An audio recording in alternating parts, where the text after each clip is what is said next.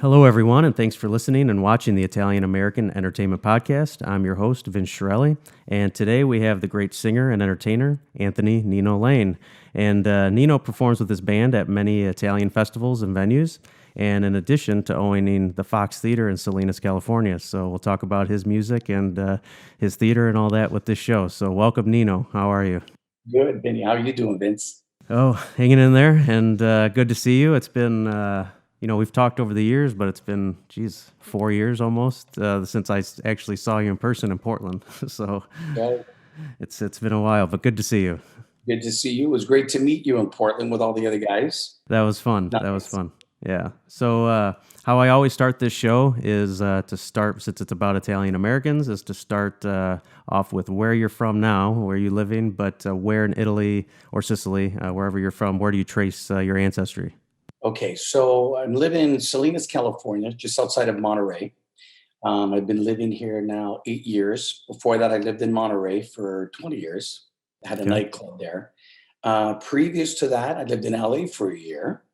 And before that, I actually came from Hamilton, Ontario, Canada. So Ah, that's okay. about if you land in Buffalo and you're driving towards Toronto, it's like right in the mid, so about an hour away from Buffalo.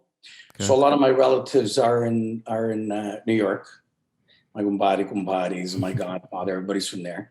My parents were my father's from San Roberto, Reggio Calabria. So do you know where Villa San Giovanni is? Mm-mm. So Villa San Giovanni is the port where you take the ferry to cross over to Messina in Oh, Sicily. okay.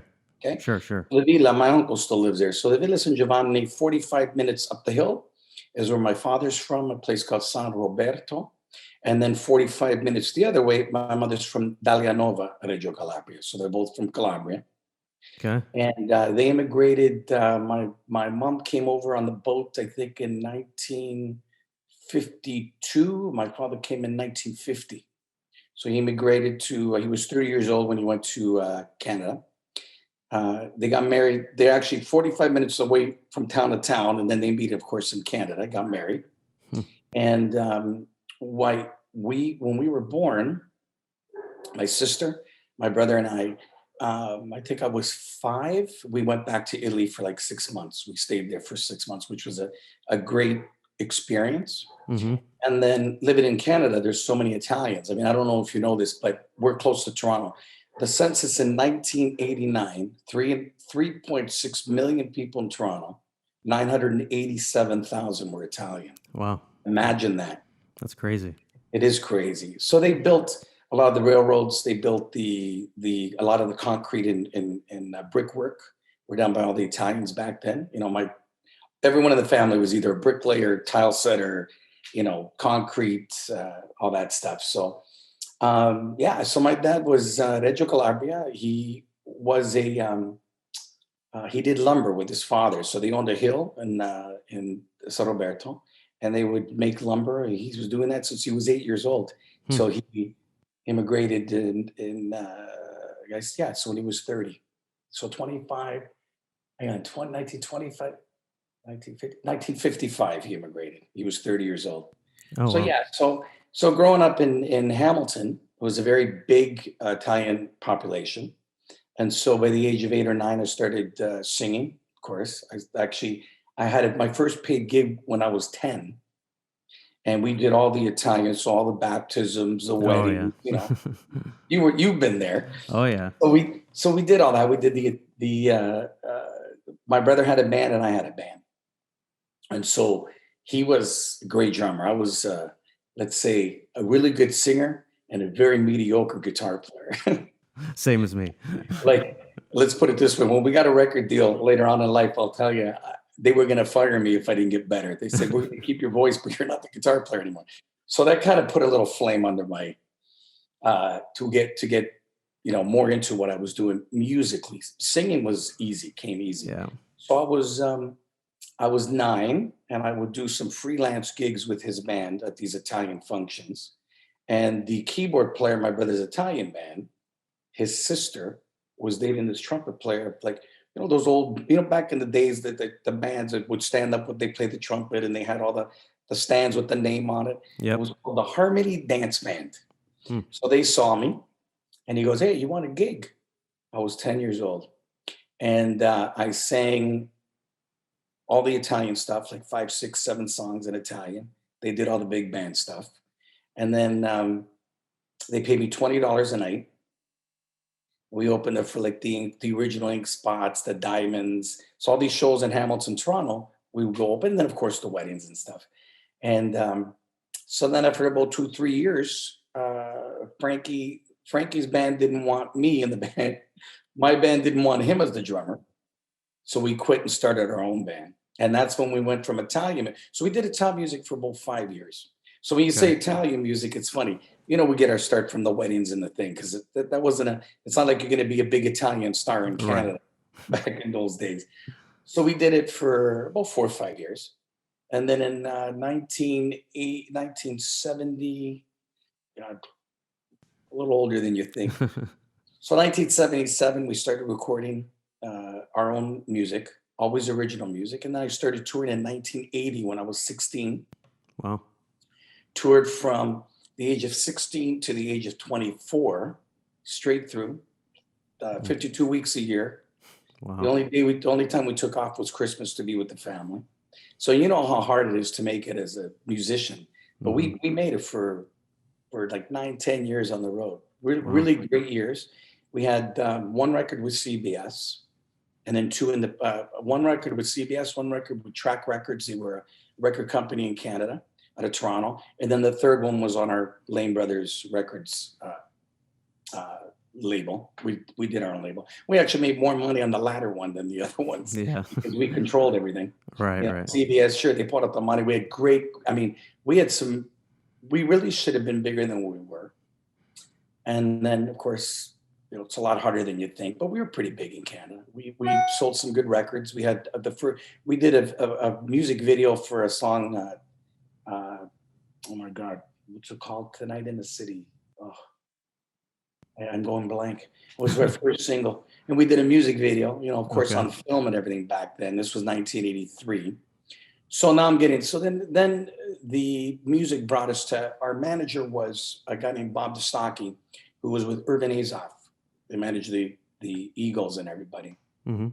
So he brought us to LA in 1989. Well, we actually recorded our first record in '82 with CBS in LA at Baby O's recording studio.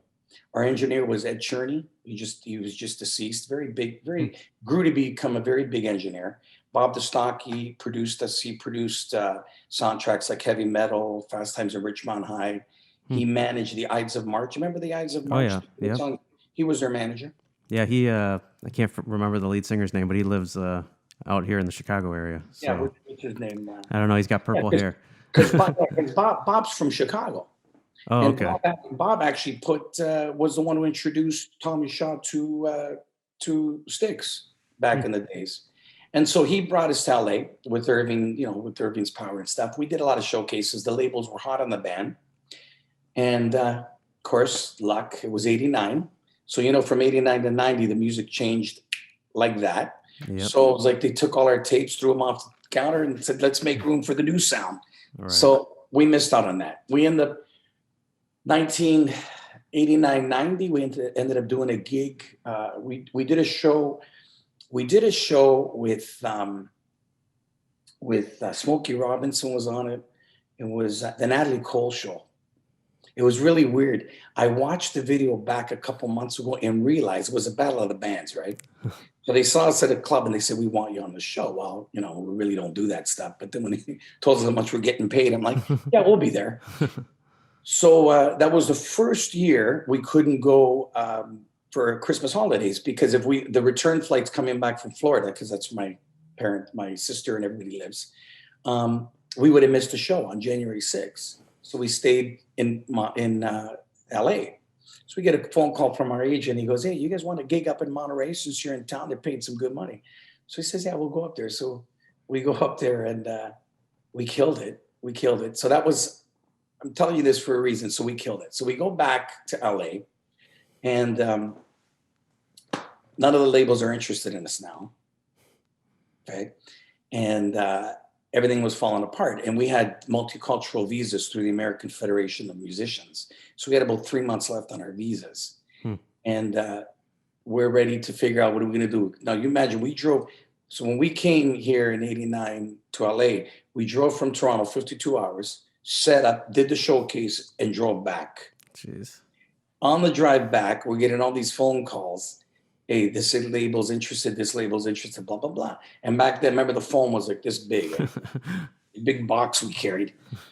So by the time we drove from LA to Toronto, we sold our 40-foot truck, our equipment, because we've been touring for 10 years. We had 3 trucks, sound system, lighting, we sold everything. In that 52-hour drive, my brother and I on the phone sold everything to all the other bands we knew. Got home, we did one last 6-week tour, and we drive to LA. So, okay, now everything's falling apart. This is a year later. And then we get a phone call from Monterey and says, hey, you guys want to be the house band? I'm like, I will think about it. Hang up, go, guys, we could stay. We can get a year contract in Monterey. So we did that. And then we were there for 6 months. We ended up going from the band to management, from management to ownership of the bar. We all got our visas to stay. And that was history. That was back in 1991. Wow. Okay. So now I'm in Monterey, and I decided to do, so I was married the first time. And she would hear me sing in Italian. So she was Italian. She goes, you should do a CD of Italian music. So now imagine from 79, 80 to 1990, it was just rock and roll, mostly original, long hair, tight pants, the big rocker. I actually dyed my hair blonde. And so she says, why don't you do, and we just built our first recording studio in the nightclub. So he says, why don't you do a CD as a wedding gift? I'm like, oh, okay. So I put the CD together. Now going around Monterey, it's not a big town. So some of the Italians are the Murata family. They're both known for playing accordion. Very nice people. The father hears me and says, hey, you could sing Italian? I says, yeah. Picks up an accordion off the shelf and says, here, what do you sing? I says, I don't know. And I just started going through some songs. I started singing. He says, I want to feature you at the Festa Italia this year. I says, okay. And everybody knows this as the rock and roll band formed at this nightclub for the past 15 years. So I started singing. I did 1 year. My father comes to visit. And he goes, and I was doing more rockier stuff like Umberto Tozzi, okay. So I never really, so we're going to go back to 1976, Vinny. I was blessed that my parents could afford that I could take singing lessons from a lady by the name of Rosemary Burns. Actually, Rosemary Burns Gazzara. She was one of the late ex-wives of Ben Gazzara, the actor. She was living in Toronto. So she was a singer in La Scala. So she taught me 3 years bel canto. Now, and I sang wrong back then. So I had to learn how to sing from the diaphragm, sing properly. I actually had nodes when we first got our first record deal, and I had surgery undercover, so nobody knew, or the label would have dropped us. So the other guys picked up the vocals till I recuperated. But back then it took me 9 months to recuperate because it wasn't like today's medicine. Right. So I had 3 years of training. Then after the notes, she helped me get back into it. So I'm driving my father from Monterey to the San Francisco airport. I says, Papa, I said, I sing opera, right? Old Italian fathers. Ma che dici? What are you saying? I says, no, I could sing opera. He goes, okay, well, cantami una canzone. He says, sing me a song. So I started, che bella cosa. And I start singing O Solo Mio, right? And then I go with the high notes, but I'm over exaggerating the opera-ness because I don't really, you've heard me sing. Right. I could do it, but I choose not to do it. There's enough out there that do it for that. Right. I think I'm really good. But when you talk to guys like Aaron Caruso, you're good. Exactly. Yeah. I don't want to be known as an opera singer. Yeah. Can I give them a run for their money? Yeah, because I love it, the passion. But am I going to call myself a tenor? No. I mean, I'm a realist, not like some other singers out there. Yeah, same as me. I'm not going to go up head to head to Aaron or any of those guys. No, I swear to God, one time when we were at Portland, I love Aaron. We were in Portland. He wasn't feeling good. He goes, Anthony, it's just that one note. It's that one note. I says, Aaron, what do you mean? you'll see just that one note. And when we ended O Solo Mio, when we sang it all together, Yeah. see, guy, he went up to that note. I'm like, Mamma mia, that's what I'm Yeah. talking about. And we all sang in perfect harmony. You, me, and him, and not even knowing what note we were going to go to. I had never met you before, and that was the first time I met Aaron. And now, of course, we're all friends over all these years. But to be thrown up on stage like that was great. You know, it's real You know, musicians. and you know what the cool thing was? Each of us sang a verse, and we all sang a different verse Exactly. without even rehearsing it. Everybody I know. knew it was I know. And to be honest with you, I only know two. So it was Same as me. So it was good that I had the chance to do the one that I knew. And then you come in, I'm like, okay, I like that verse. I've never sang that one before. Then Aaron comes in. But when we came in and sang that final note, that last 6 seconds of that song, I mean, did you see the reaction of the audience? Because you're never going to get a performance like that unless we do it together again. So that was so I sang from Monterey to San Francisco. I thought I couldn't take it anymore, singing all these songs to him. And then after that was the point where I said, okay, you know what? I'm going to take this seriously. I'm going to get a band together instead of having the musicians back me, because that's hard. You know, so I would go do this, just the Monterey Festa. I would do it. It was hard because they're just playing the charts. They're not feeling it. Right. You know, they're just going through and I could sense that, to be honest, you know. And so I put a band together, and honestly, it was very difficult because not everybody knows to play Italian music the right way, you know? Mm-hmm. So then when I started, then on a crutch I had to cross was, I'm from Calabria. So I sing a very heavy dialect. Yeah. And I sing, so songs like, you'll know, like songs like Rose Rose, La Prima Cosa Bella, all those songs are big in the East Coast. Here, not gonna happen. It's not gonna happen. I remember the first year at the Festa Italia in Monterey, I sang Calabrisella. Oh my God. I got booed off the stage. I almost got booed off the stage. Yeah. That's interesting. Because they're all Sicilians. And see, it's funny, earlier you said, you know, tell me if you're from Italy or from Sicily. It's funny because where I grew up, so first of all, I didn't speak English till I was 7 years old. I mean, till 7 years old. We went to class for the first time. It was all the Italians. Me, Dino the Mancini brothers, the three brothers, my brother Frankie, Dominic, Jesse Italiano. There was like about 11 of us, all from the neighborhood. So we go to Christ the King school, and we're sitting there like, what are these people talking about? Because at our house, we weren't able to speak English. Yeah. My father wanted all Italian. So we go to school. That was an eye-awakening experience. People don't understand what it's like. Yeah, my mom was the same way. She came over when she was 9 years old and didn't speak English. And my grandmother, her mom is still alive. She still speaks broken English, but they taught themselves by watching Wheel of Fortune, actually. That's how they... Where's your family from? So both sides are from Aragona, Agrigento, Sicily. So kind of somewhere in the almost in the middle there. But my dad's mom is from Palermo. But the rest, both sides are from Aragona, Sicily. So we didn't go very far. The family was all there. So you know, the weird thing is, so our family was connected. So when they went to Hamilton, and I remember my nonna, oh my God, we want to talk old fashioned. My mother's father. So she's got 4 sisters. No, 3 sisters. There's 4 girls altogether. So one married a Sicilian, the other one married a Sicilian, and the other married somebody from Uncle Nick. Where's he from? Oh my God, the Amalfi Coast. What is that? I'm not sure. I can't remember the name. I'm going black. He's and my grandfather had a big problem with that. I know Napolitan. My grandfather, you can't marry a Napolitan. They got a hard head. I'm thinking, no, we have a harder head than the Napolitans. What are you talking about? So it was really weird because I grew up, we're speaking the Calabrese dialect. Okay. Yeah. And then relatives would come from out of town, and I hear my mother talking. What are you talking? So she's talking perfect Italian. I'm like, why did you not teach us that? Exactly. Because in our household, you got Calabrese, you got Napolitan, and you got Sicilian. Yeah. We were very close then. So at the dinner table, you're hearing he dry like the Sicilian, you're hearing the Calabrese, but it's pretty close. Yeah. So when I started singing, you know, some of the people would say, man, I really don't understand what you're saying. Yeah, You same know, with me. Yeah, it's the Sicilian with me. That was the my grandmother and them. They could speak the perfect Italian, but they spoke the dialect, the Sicilian, and so that's all I ever grew up with was the Sicilian. So that's why I'm always afraid to when someone tries to speak to me in Italian. I'll understand it all, but when I try to speak it back, it's you get it's that nervous. yeah, it's that dialect because it's like they're not gonna understand what I'm saying, but it's tough. Well, you know, it's funny. I'm not gonna lie, because it's different now, and it's funny because I called my.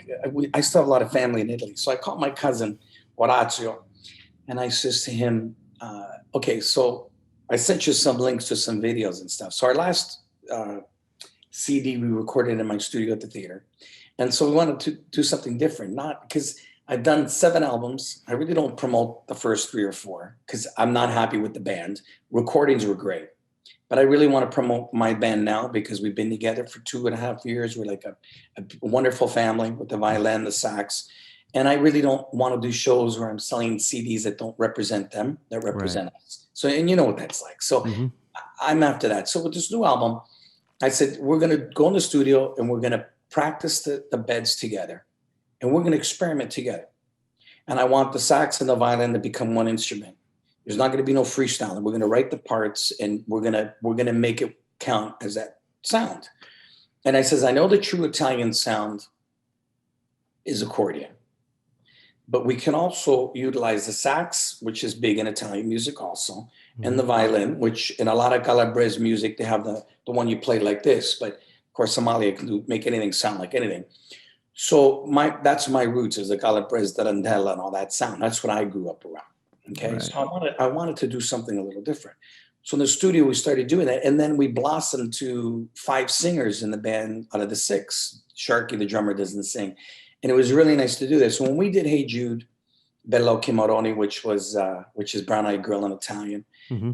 Then we do "Jump Jive and Wail," but we call it "Zompa," to jump. We rewrote the words to that.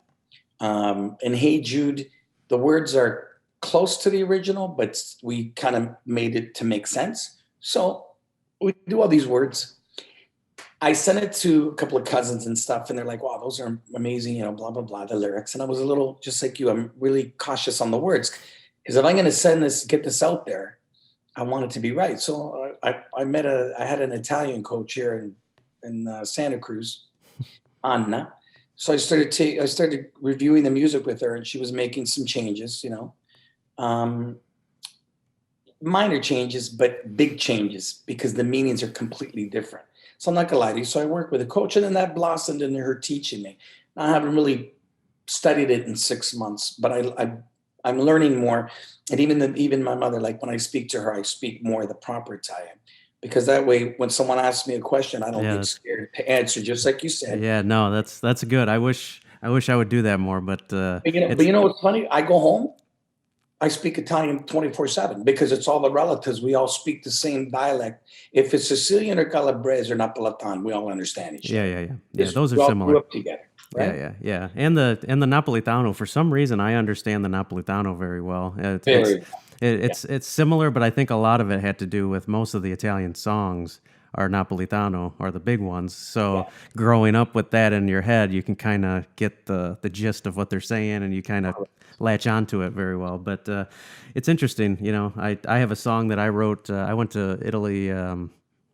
11 years ago now, and I was there for a month, almost a month and a half, and you're there for 3 days, and then boom, you're like fluent all of a sudden. It's crazy how it happens. You go there, and it's just you're just in it. And I started writing songs over there in Italian, and I have a song that I was actually going to record it this week and release it. I haven't played it in like 10 years or so, but it's called "Tu sei una tentazione," and you're a temptation, and but I'm still like, oh my god, are the words correct? I gotta have my grandma review it, and it's just like at some point it's just like I'm just gonna do it, and who's gonna know the difference? Well, Most of the then, people that listen to it aren't even gonna know. But yeah, but and it's funny. So then I asked Anna, so she goes, you have to understand. So she speaks so eloquently.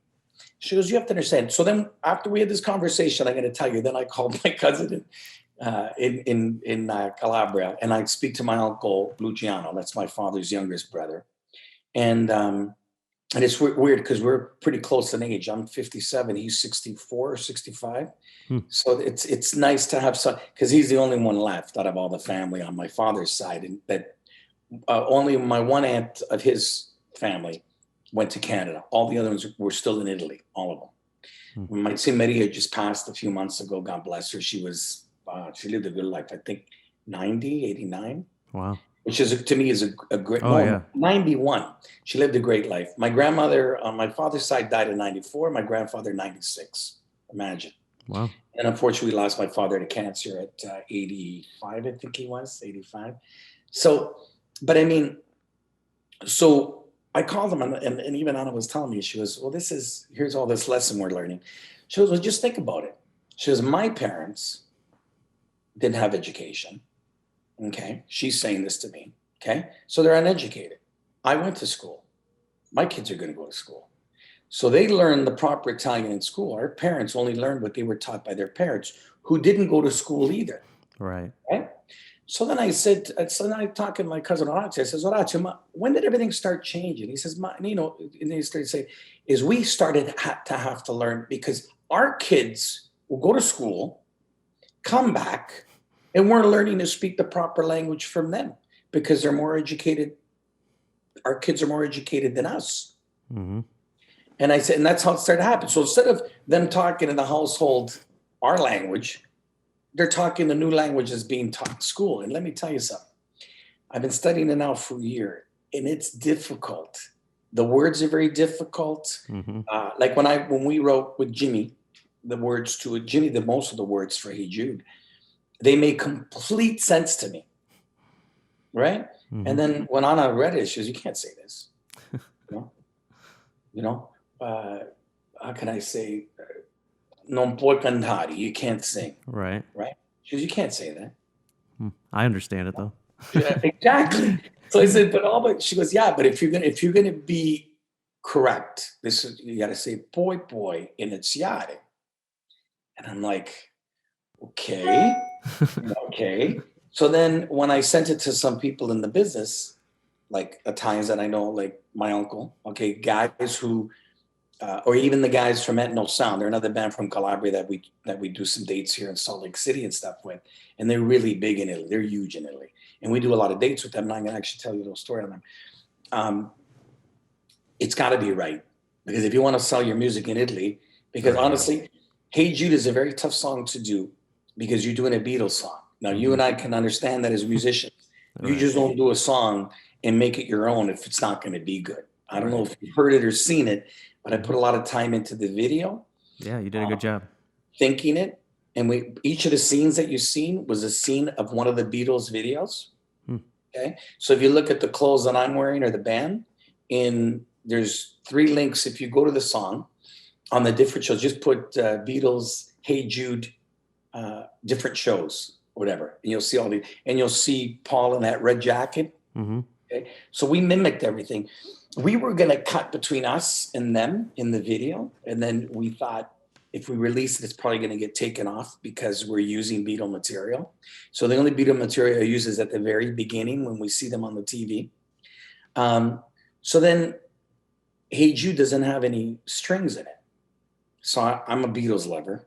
I love the Beatles. I grew up on the Beatles. They definitely were a big part of my life in music. So I've always done string arrangements in my head. And when we did Bella Italia, the one, that was another show we did at the Fox, which I was just going to do a live video with 60 people and make it look like it was a big show.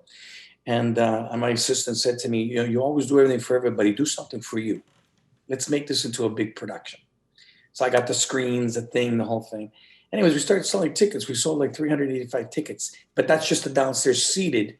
We seat more, but I did round table with any pasta at all the tables, a bottle of wine, part of the deal. Nice. And we ended up doing like almost 400 people. All the round tables in the bottom were all sold out. And what a great feeling that is to get people, even who don't speak the language, to come and see you.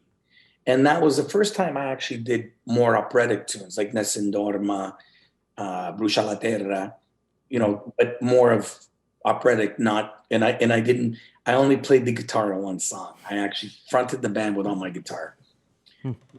I was a little nervous, I'm not going to lie. Right, yeah. putting the whole thing together, I got so tired. When it was time to go on stage, I remember this. I'm going on stage. I'm in my office downstairs, and one of my techs comes in with cables around his neck. I'm like, "What are you doing?" He says, "I can't get the screens to work." I says, "They were working an hour ago during rehearsal." He goes, "Well, they're not working." I says, "Well, you know what? There's a lot of older people in the audience tonight. I'm going on in 5 minutes. You better be ready. I don't care what you do. You better be ready." So he walks out. I pour myself some 7, mix it with water, give it to my one assistant there, go put it on. I had a bar stool next to the grand piano. I had a little bit of 7 water, 7 and 7, a little bit of ice, just to get me through the performance because I could barely talk. Yeah. So I made it through. We did 15 songs. We did 15 videos. We recorded it simultaneously in my studio downstairs, and then I mixed it later and matched it up with the video. So that was a great experience. So that's very cool. It was a great experience, and this new album and that's where I met our violinist, because we did it with 9 strings on stage. So it was the band with 9 strings. So when we did Hey Jude, I'm like, Mario, we got to do a string arrangement that people would, if people heard it, they would think it was actually on the Beatles album. It can't sound like a different song. So her and I worked with Ramon, our keyboard player, and Jimmy, and worked on different parts and dun, dun, dun, dun, dun. And I was singing it to her because I can't write it. So if you really listen to it, and the cello parts are played by her with a pedal. So she detuned to a cello, violas, and violin. She did it all on her violin. So we got creative. I know I'm rambling on. Oh, so that is how that song, and that's a very dear song to me, because you just don't jump into a song like a Beatles tune and make it. No. You just don't. And I'm really proud of what we did. And the band, if you listen to the album and you hear Ramon sing "It's a Man's World," which was James Brown and Pavarotti, he does an incredible job on that song. I mean, blew me away when I first heard him sing. That's our keyboard player. Jimmy, another great singer. And then when we were in the studio, and Ramon is like hitting the notes. Okay, here, you do this, you do this, you do that. And then they started singing the backups to Hey Jude. Oh my God, Vincent. And you know what I'm talking about. When you hear just that sound, 4 voices, and then I'm like, God, I don't even have to sing with them. It's just, I'll let them do all the backups. And that's where it blossomed. And then when we did Bellocchi, when we did Zompa, if you really listen to the harmonies, I did 2 takes to do left and right. That's all I did. And that's how the big voice sound. That's all it was, 2 takes. I didn't want to overkill it, like a lot of people do in the studio. Oh, yeah. And I do that all the time. I do 18 tracks of vocals.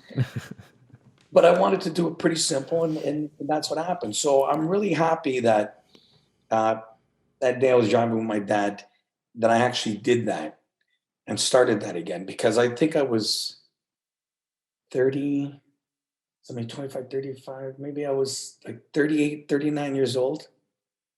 Yeah, actually, no. Okay, I was married, so I was 39, 40. And imagine, I didn't sing Italian all those years. I was 15. Yeah. And then here I go, I'm 40 years old. And then I thought to myself, but if I do it, I got to do it good. I can't just do it. So the first couple of festivals I did, I'm like, well, I'm a good singer, but, either I'm going to do Italian or I'm not. Right, yeah. Because you know what it's like. I mean, a lot of people sing phonetically, and when I do understand, 95% of the stuff that I'm singing, because the words are so different. If it was dialect, I'd understand 100%. But now, that was a year ago, 2 years ago. Now I'm really starting to introduce myself to new things, learning things. And then, when we perform in Utah, they bring bands from Italy. Right, so it's just a great eye opener to meet these guys, speak with them, especially, and then even these guys at No Sound from Calabria. Okay, you got 6 Calabrese on stage, and you're talking to them. It's like meat. So what Italian are they talking? Yeah, no, I know. So then this past year was easy. Not this year, but the year before was easy, because I started learning all Italian, so I can, cool. And then I would say to them, guys, you don't speak Calabrese. He says, oh, he goes, those were the old days. That's what our parents speak. We speak the new Italian. That's what they call it. That's what my cousins in Sicily tell me. When I speak to them, sometimes they don't even understand me anymore. It's yeah, we don't speak Sicilian, we don't speak the dialect. It's And all how old are your cousins, Vince? How old are your cousins now? they're all over the place. But I have a lot that are my age in their 30s, Yeah, see? 30s to 40s, and then I have some younger ones too. There's some that are still in school, 15, 16 years old, and they don't speak the dialect at all. I At don't all. think. Yeah, because Oh, they're they, because my aunts and uncles, who is their grandparents, basically, they're passing away. So I mean, and their parents, my cousins, they're doctors and dentists, and so they got to learn the proper Italian. So it's dying off a little bit. It is sad, but even in a lot of these podcasts, we talk about this, about how funny it is how we've Americanized and meshed all these words, and there's made up words, and half the time I don't even know what's a real Italian word and what's a made up Italian American word. It's crazy, but what what do you hope for the future of Italian American entertainment? And do you have a good feeling that there's others, in my age, like us, but even younger, in my age group, that are going to keep this going? Or do you see it, unfortunately, somewhat fading out? Or what are your thoughts on the future of all this? well, I hope that, because it's a little more difficult, and it's funny because I have an 11-year-old, and she's half Portuguese, half Italian. My wife is Portuguese, and she doesn't speak either of the two. She does sing with me on stage. So if you see videos on YouTube, she started singing with me when she was like 9 or 10. And of course, she learns it. She can memorize the words. It's no big deal, right? Right. But does she understand know the culture? No, she doesn't. That's the problem. So now she's 11. Now we're going to jump to the next age group. When I do these festivals, and I started doing Zompa, Brown Eyed Girl, um, uh, some of the songs that Pavarotti started doing with all these other artists in English and stuff. I do that for a reason, because I don't want the younger crowd to feel alienated that they're hearing all these operatic, beautiful songs. I want to give them some Zucchero. I want to give them, like Zucchero, he breaks a lot of barriers with rock and roll. I don't know if you heard some of his new stuff, but my God, it's unbelievable. Yeah, no, he's a great artist. He's a great, but if you listen, there's a song Diavolo en Me in that album. Now, all these Spanish bands are redoing. It's actually singing them in Spanish too. A lot of people like Manon stuff are redoing the songs. Point that I'm getting at, when I do some of the festivals, some of the leaders of the festivals say, wow, people didn't know what you were singing, but they knew the songs. Okay. And it wasn't, going up there and doing like the standards that a lot of bands do. I don't want to do standards. And it's like, wow, you made it interesting and the kids wanted to watch. Right. So to answer your question, it makes me a little nervous because let's put it this way. Tomorrow I'm going to go make tomatoes with my brother. So we're going to probably jar 200 tomatoes. How many families still do that? Not a lot. Yeah. Not a lot. Yeah. So the thing is, all as they get older, a lot of them aren't speaking the language. We're talking here, not back in Italy. Of course, Italy, it's a different story. But here, they're not doing that. So how do we keep the kids motivated to bring this forward? If maybe in the 30s, late 20s, maybe the 40s and 50s for sure, they're going to keep it alive. Yeah. But when we get to the generation of my kids, okay, and I obviously had children at a later age, they're not going to really understand where they came from. Other than the fact, I'm going to take Tony Marie and the family to Italy probably next year when this whole mess is over, or the year after, and to have her experience where she came from. Because we've already visited the Azores where my wife is from, but she needs to. We still have a house there, my grandmother's house in Italy. She needs to experience that. Yeah. Now, either she's going to take that and enhance it and want to learn more about it, or it's just going to be a trip and she's going to forget about it. That being said, I really hope and pray that our kids and relatives want to keep that Italian heritage alive, because honestly, if you really think about it, didn't it change our lives to be a better person with the way we were brought up? You see what I'm saying? Because kids today don't have the upbringing like we had. No, like at all. No, yeah. Now you got to be careful with some of the stuff you do anyway. So not that the way we were brought up was anything bad. I wouldn't change it for the world. I mean, yeah, no. Let me put it this way. I would never change a day in my life right? But if my parents, especially my father, wasn't as tough as he was on me and or my brother, we probably would have went down a bad path. I We agree. come. I mean, if you ever did your homework on Hamilton, Ontario, Canada, it's one of the biggest centers of, Oh, and you could have walked down a really rough road if you didn't walk a straight line like my father would teach us. yeah. So that being said, um, yeah, we were very lucky, and we were brought up by our grandparents. You talk about your grandfather a lot. Look at the impact that he had on you, right? Yeah. Musically, as a Yep. person, family oriented, correct? Yep. The same thing. Yeah, it's the couple lines he told me his entire they stick with me. All the little things he told me, just one-liners, and I got one on my wall here. My wife printed up.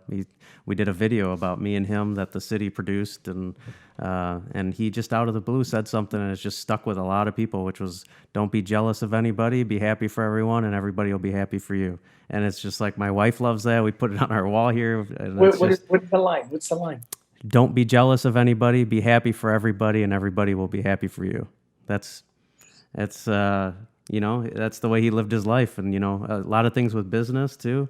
He always told me, yeah, you love music, but you got to have an insurance policy for your life. And I always was like, what does that mean? He's like, because get an education, you can always do music, but have something to fall back on just in case it doesn't work. And I listened. I got an accounting degree. If music doesn't work, I can go be an accountant somewhere someday. So it's things like that upbringing was totally different. It's sad that some of it's going away, but yeah, they were very tough too. But it was, I wouldn't change it. And I'm trying to instill some of that with my son and showing him old videos and, these songs. I'm trying to teach him at a young age like I was taught, because I think that's why it helps me even phonetically when I sing. Even though I don't speak it very well, people get shocked. They're like, oh, you don't speak it like fluently? It sounds like you're fluent when you're singing. It's just because you're brought up from 2 years old hearing it over and over and over again that it's just, you copy it. So it's interesting. Hopefully, it's kind of sad. We were talking before we started this about the festivals. COVID did a, a whack job on it by itself. But, even before COVID, a lot of these Italian festivals were closing. And it's sad. I've played in California twice or three times at San Diego Festival. The biggest festival I had ever seen, played at. Amazing. It's just like, oh, how could this ever go away? In a beautiful little Italy, and it's gone. It's just like, You know, what? and it's funny. This year was the first year I was supposed to do it. They Oh, finally called me. were they bringing it back? Oh, They okay. saw, no, yeah, they saw the Hey Jude video, and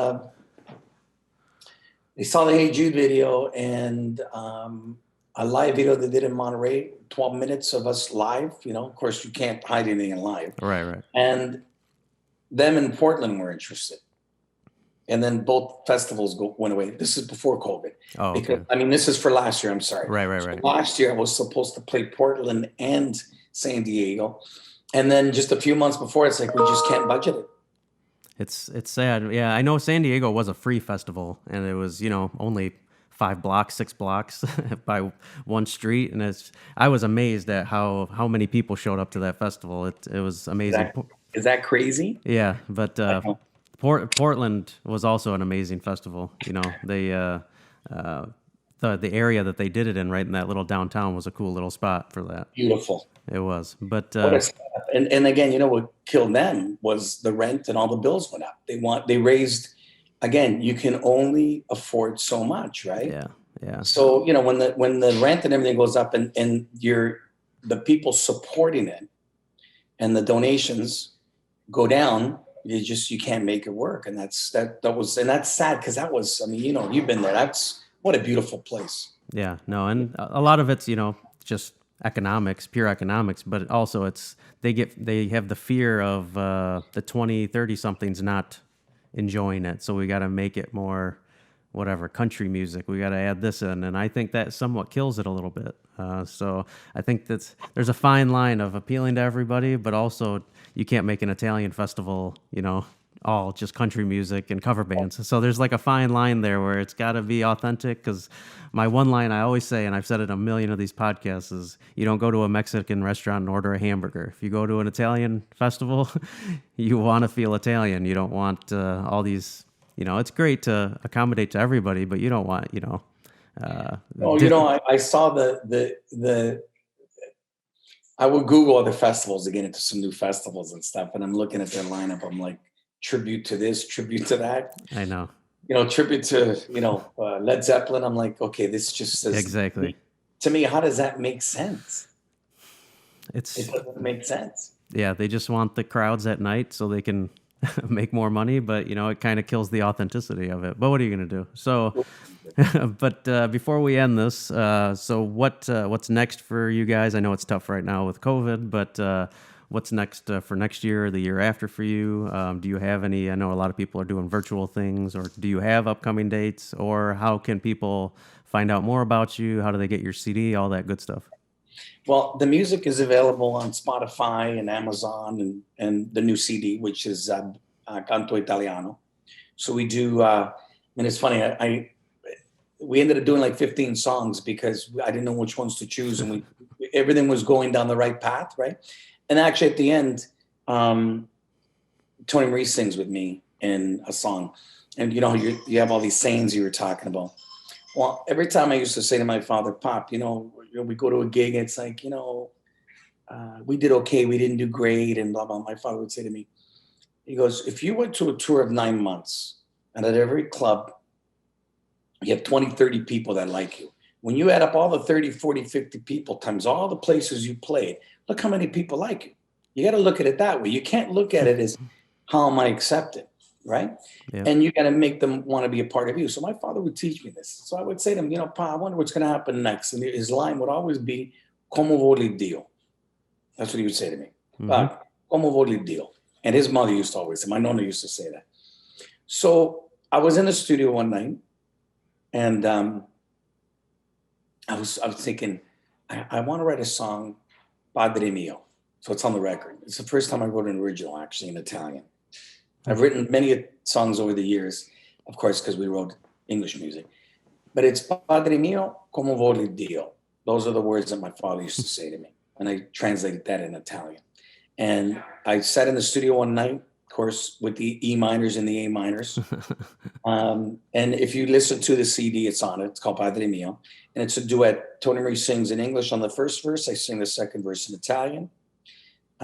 We do the bridge together in Italian. So I'm very proud of her that she learned and she understands what she's singing. That's and cool. Then the third verse we do in English and Italian, and then we take it out. And so it's a really nice, great string arrangement. A really nice presentation, a different sound, for me. But anyways, that's on the record. So I think the first few months, everybody got really affected, and I'm speaking for my band members. We actually have not really been together as a band since March, which is horrible. Yeah. We talk, we write, we communicate. Some of them have come over for dinner. Nathan, the sax player and the violinist. But pretty much I haven't seen anybody other than us talking together. Right. We all send each other texts all the time to uplift each other.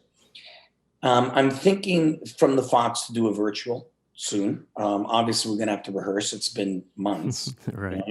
I mean, I know it's going to come together pretty quick because we as a band, and I don't know how you do with your band, with the early days, we only rehearsed before the gigs. That's how we do it still. My band's that way. Yeah. With this band, we made a deal, as you know, and we said we would practice every Monday night, no matter what happens. So every Monday night we practice 3 to 5 hours. Wow. Learning new songs, perfecting the songs, perfecting the vocals. And then so you imagine that's 52 weeks a year, every Monday, plus the rehearsals for the shows. Right. And so we got really good. Like we really got good. And so for the future, yes, I want us to get practicing again for everybody to feel comfortable to be together.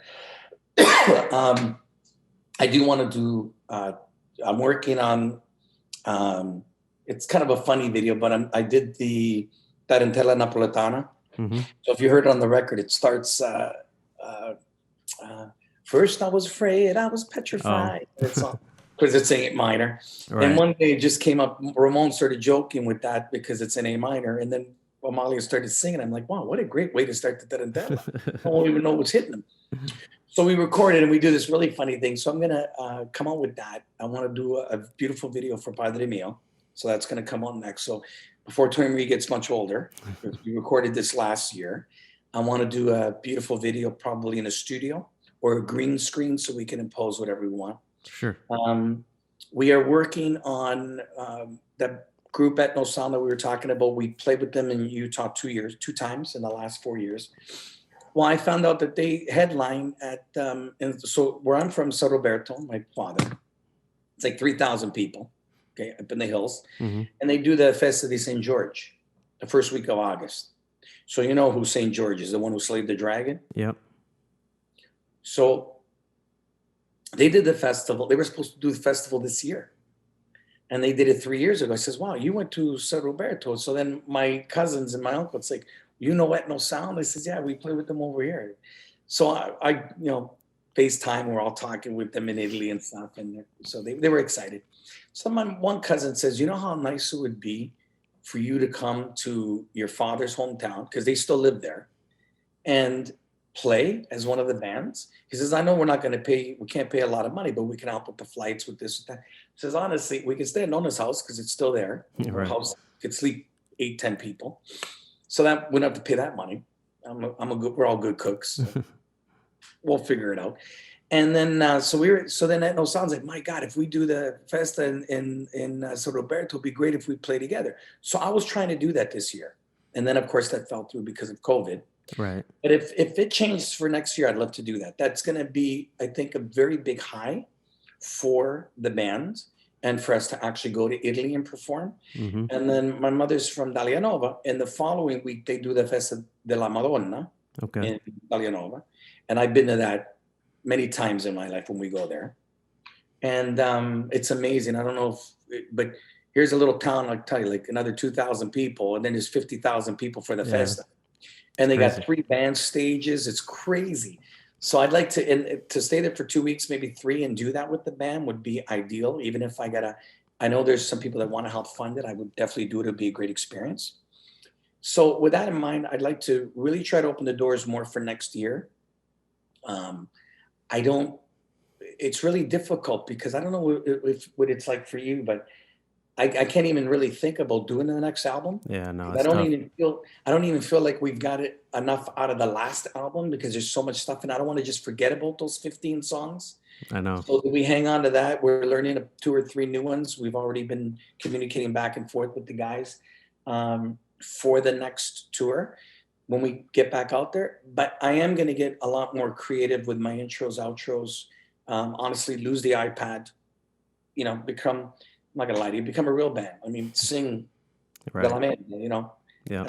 I should know this stuff, But unfortunately, like you and I, when you're not a full-time band, it's really hard to do. It's really hard to remember 40, 50 songs in your head. No, it's tough. That's one thing Especially to be. My age. Yeah, I'm pretty good at it. I sometimes on big stages I'll put just a bunch of sheets on the ground just for like 2 or 3 songs. My uncle, the bass player, Frank, and I don't need any sheet music at all. We can play 4 hours and not have a book. My uncle's got the book, and that's the one.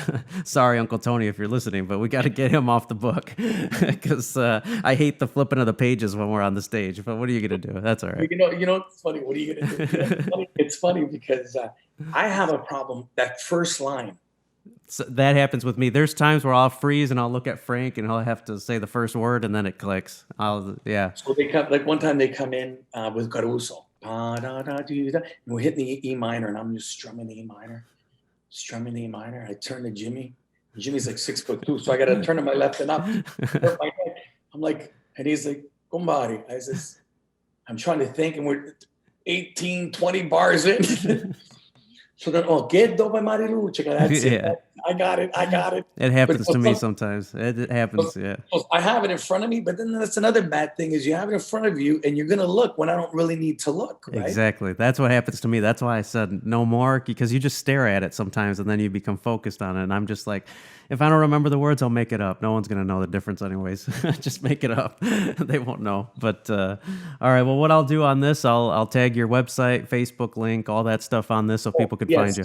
Yeah, I'm sorry. You asked me the question. Yeah, so we have our music's available on Spotify, Amazon, and all the music agencies. It's out there. Thank God, my guy did it. We have the videos. If you want to subscribe to my YouTube page, which is the Anthony Nino Lane Band, I could use more subscribers. We've got a lot of hits on Hey Jude. I think we're about 2,700 hits in a few months, which isn't bad. That's good. I'd really like more of a following, especially being from the East Coast. I feel alienated because I'm all the way over here. Right. And I think actually I would do really big over there in the East Coast because it's just like you and Aaron, we're a little different than here, to be honest. Yeah. Not putting California musicians or the West Coast down, but we're a little different back East in the presentation, in the way we are. And so I think I would really do well. And I'm trying to actually do the Hamilton Fest Italian next year to go back to Canada. Cool. Talking to my cousins about it, get Hamilton Boy back in, on stage. So yeah, follow me on Facebook, follow my music. AnthonyNeoLaneBand.com is my website. Definitely got to update some stuff. But that's it. Yeah. So I really thank you for the opportunity, Vince. It's great to talk to you. Great to see you. You look great. Yeah. Well, you too. Great to talk to you. You got some good music out there. I like the some of the Latin flares you're adding in there. Your guitar player, is that your cousin, or who's the guitar player? We're probably related somehow. He's from Aragona too. We're all from, the bassist is my uncle, and then the guitar player Frank Calvagna. We're from the same city in Sicily, so we're probably related. So we're like brothers or whatever. Uncles. He's like my uncle. He's older than me, but he's a great player. That I can tell you. I've been listening to some of the stuff. He's a great player. I'm a good guitar player, but I don't play like that. He's really same thing. Yeah, no, I can't play like that, and it's match made in heaven. It's crazy the way we think. I'm sure after all these years, it's hard to find a guy or a couple guys that you can just look at and know exactly what they're thinking or do the same change in the song without even have to say it. That's where we're at kind of as a band, and that's why we love what we do, because we don't have to really try at it sometimes. It's just like naturally comes out, and we can kind of feel it with each other, and so we have fun. So hopefully next year we can all get together and play together or something like that. You know what? Hopefully, I'm going to tell you, and it'll be great because, and I didn't know that you played drums. Yeah. Until I started seeing your videos, I thought you were just a front man. Not saying you can't be a front man from behind the drums, but I kind of got taken back there a little bit. Listen, if everything goes good and we can get the budgeting together, I even told Ray, because we were talking about all of us to get together, but it's, the finances to bring everybody here. But if we can make it work next year, because, I got a feeling when people want to go out, they're going to really want to go out. Yeah. So that might enhance our festivals. Yeah. So the one I was telling you in June in Pittsburgh, California, would be amazing, because I don't want to just use the same bands that everybody uses. Right, exactly. I want to do something different. But if we have, the Vince Chiarelli Band, Ray Massa, Aaron Caruso, and actually Corey on the court, another great. I played with Corey at a show in Boca in Florida. Oh, and that's where I met Corey. We were on the same, the guy. He's amazing, yeah. I got to play with him with Aaron. Yeah, he's crazy. He's crazy on that accordion. It's amazing, so. So thank you for the opportunity. I greatly appreciate it. No problem. And I'll tag, like I said, all your links on this. Everybody can check you out. And once again, thank you. And thanks to everybody for listening. Tune in next time to the Italian American Entertainment Podcast. Thanks.